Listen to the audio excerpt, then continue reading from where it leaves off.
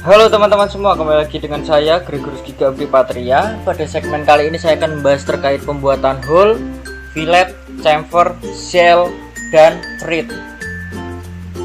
Oke, untuk lebih jelasnya langsung saja kita mulai. Yang pertama yaitu hole.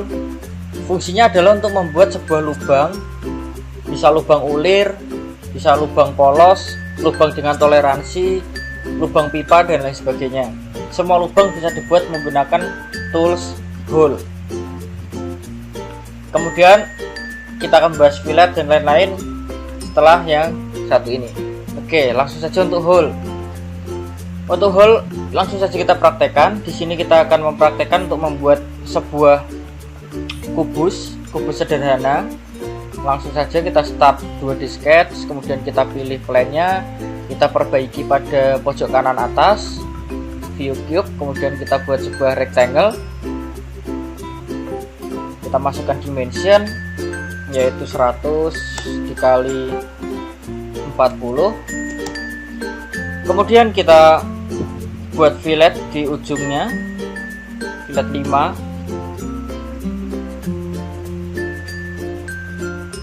Oke. Atau jika kita mau memperbesar, kita cukup klik 2 kali pada dimension ini, kemudian kita ganti menjadi 10. Oke, langsung saja kemudian kita finish sketch, kemudian kita extrude setebal 20, kemudian kita oke. Nah, sudah jadi benda kerja yang hendak kita buat lubang. Langsung saja kita praktekkan penggunaan lubangnya atau hole sebagai berikut ini. Kita klik pada hole, kemudian perlu dicatat bahwa untuk peletakan lubang, koordinat peletakan lubang itu ada dengan 2 cara. Yang pertama adalah klik pada permukaannya saja, kemudian kita klik garis sebagai acuan pemberian ukuran. Contohnya adalah di sini. Kita berikan 20, kemudian di sebelah kanan kita masukkan 50. Ini adalah salah satu cara pemberian lubang, penentuan koordinat lubang. Semua ada kelebihan dan kekurangannya, yaitu jika kita menggunakan cara berikut ini, penentuan koordinat dengan cara berikut ini, itu hanya untuk satu lubang atau lubang yang jumlahnya tidak banyak pada benda kerja. Jadi kita bisa menggunakan tools atau cara metode tersebut. Langsung saja kita oke, maka jadi seperti ini. Oke, saya undo, saya ulang hole, kemudian kita klik permukaannya di mana kita meletakkan, kemudian kita klik garisnya, kita masukkan ukuran di sini langsung 20, dan di sini adalah 50, kemudian kita oke. Seperti itu. Itu adalah cara pertama. Kemudian ada cara lagi, yaitu menggunakan sketsa. Kita buat sketsa di sini di permukaan bagian atas. Oke, kemudian kita buat poin seperti yang sudah saya jelaskan pada segmen sebelumnya. Klik poin di sini, kemudian kita letakkan di 2 tempat ini, kemudian finish sketch, kemudian hole. Nah, seperti itu. Jadi kita bisa memanfaatkannya untuk pembuatan hole atau lubang yang banyak, dalam jumlah banyak maksudnya. Kemudian bisa juga untuk hole yang sama, tentunya yang sama jika kita buat dalam satu cara ini. Kemudian tinggal kita oke. Kita tentukan settingannya dulu yang akan dijelaskan setelah ini, kemudian kita oke. Baik, baru saja saya sudah menjelaskan 2 metode utama pembuatan lubang. Itu adalah pembuatan lubang pada permukaan dengan koordinat tertentu. Sekarang saya akan menjelaskan satu jenis lain, pemberian koordinat lubang secara otomatis, yaitu dengan syarat bahwa kita memiliki suatu permukaan dengan bentuk radius ataupun lingkaran. Seperti itu. Saya asumsikan di sini, saya contohkan di sini karena kita mempunyai sebenarnya ada 4, tapi yang 2 sudah saya contohkan tadi. Saya gunakan 2 buah lubang, 2 buah radius di sini untuk membuat sebuah lubang. Oke, langsung saja kita klik pada hole, kemudian kita klik di tempatnya terserah mau di mana. Kemudian kita cukup klik permukaan yang berbentuk radius. Nah, otomatis dia akan berada di titik center dari radius yang kita pilih tadi. Bisa juga kita tambahkan satu lagi, kita tinggal klik satu lagi, kemudian kita klik pada permukaan radiusnya seperti ini. Oke, langsung saja setelah penempatan koordinat selesai, saya langsung akan menjelaskan terkait tipe dari lubang-lubang yang ada, kemudian bagaimana cara menggunakannya. Oke, langsung saja. Di bagian tipe ini terdapat dua jenis, yaitu hole dan sheet. Nah, hole sendiri terbagi menjadi 4, sheet juga terbagi menjadi 4. Oke, saya akan bahas satu persatu. Yang pertama, simple hole adalah untuk membuat lubang polos.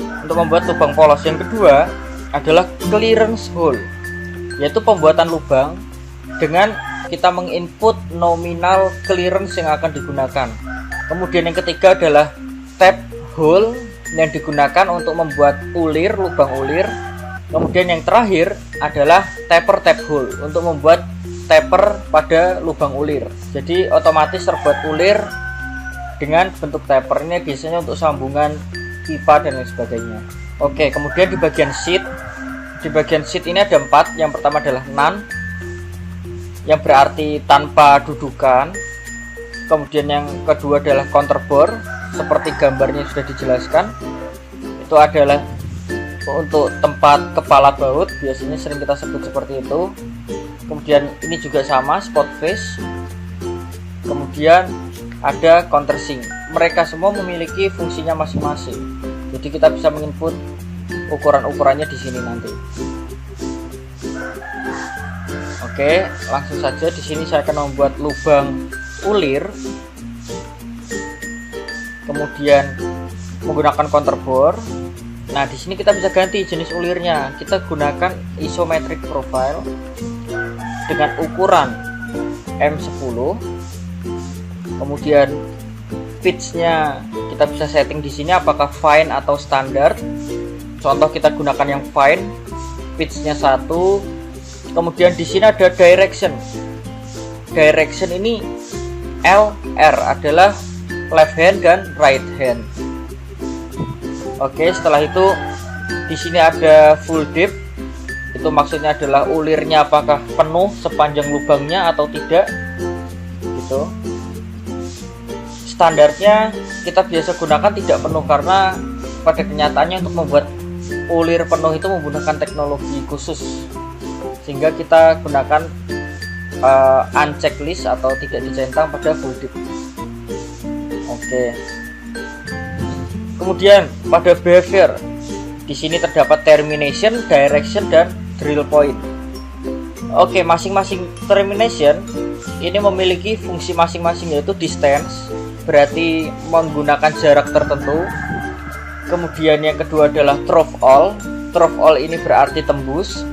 Kemudian yang ketiga adalah toe. Toe ini ke permukaan berikutnya, seperti itu.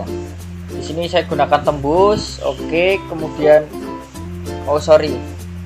kita gunakan distance agar kita bisa pelajari juga drill point.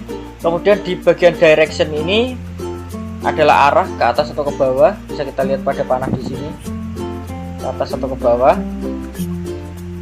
Oke, kemudian drill point. Drill point adalah ujung dari lubang tersebut, apakah angle atau flat.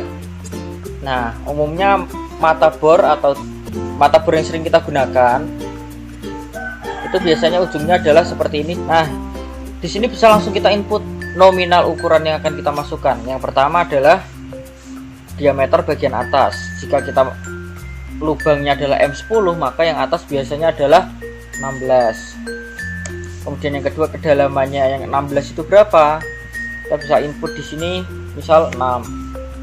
Kemudian panjang dari atas ke ulirnya kita asumsikan 15. Kemudian di sini adalah kita asumsikan 10. Kemudian di sini adalah 15. Baik, akan jadi seperti ini. Kemudian kita lihat di sini advanced properties. Image ini kita lewati. Kita akan bahas extend start. Extend start itu berfungsi untuk menambah ukuran start. Jadi biasanya jika di atas ini terdapat soli pasangannya, kita bisa juga memotong soli tersebut tanpa mengganti arah ini, seperti itu. Dan oke, maka akan jadi lubang seperti ini di dua tempat, seperti itu. Baik teman-teman semuanya, kemudian tools berikutnya akan kita bahas adalah fillet sekaligus chamfer. Fillet adalah untuk membuat bentukan radius, bisa 90 derajat, kurang atau lebih dari 90 derajat, bisa simetri atau asimetri. Sama halnya dengan chamfer, bisa asimetri dan simetri, sama-sama 45 derajat dan lain sebagainya. Oke, langsung kita praktekkan saja fillet. Klik pada fillet, kemudian kita langsung pilih bagian mana yang akan kita berikan radius, contohnya adalah di sini. Kemudian kita masukkan nominalnya di sini, contoh adalah 1, dan di sini bisa loop, fitur, dan lain sebagainya. Yang sering kita pakai hanya ini, yaitu edges fillet. Oke, kemudian langsung kita oke. Kemudian untuk tools berikutnya adalah chamfer. Chamfer sama, langsung kita klik bagian mana yang tidak kita beri, seperti ini. Oke, baik, saya rasa cukup antara fillet dan chamfer. Kemudian kita masuk ke shell. Shell ini fungsinya untuk membuat bentukan rongga pada suatu 3D object.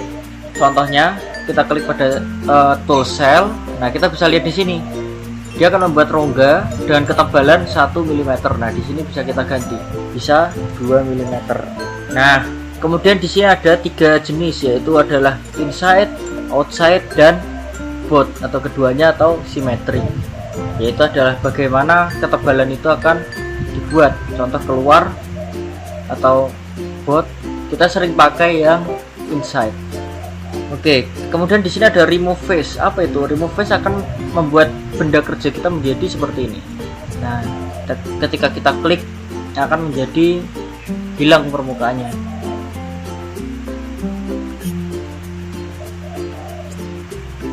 Baik, contoh kita hilangkan yang atas saja, maka akan jadi seperti ini. Semua ketebalannya adalah sama, yaitu 2 mm. Jadi shell itu fungsinya untuk membuat bentukan rongga dengan ketebalan yang sama seperti offset pada sketsa. Hanya saja jika di sini wujudnya adalah 3 dimensi. Oke, baik. Setelah itu saya akan membuat sebuah ulir. Ulir adalah menggunakan tool straight. Di sini kita bisa langsung praktekkan. Klik pada thread, kemudian kita pilih permukaan yang hendak kita beri ulir. Contoh di sini, dia akan langsung mendeteksi berapa diameternya. Karena di sini langsung 6, berarti diameternya adalah 6. Lalu di sini kita ganti ke isometric profile. Di sini kita bisa tentukan pitch-nya apakah fine atau standar. Kemudian di sini ada kelasnya kita tetap pakai 6G. Kemudian direction itu left atau right hand.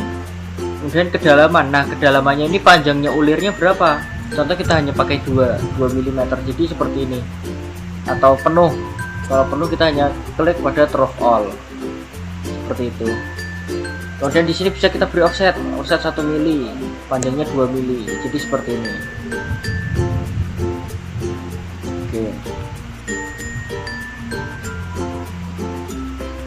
Oke, kemudian di sini ada display thread model untuk mau menampilkan atau mendisplaykan thread di model 3 dimensi kita. Oke, jadi seperti ini. Oke, saya rasa cukup video pada segmen kali ini.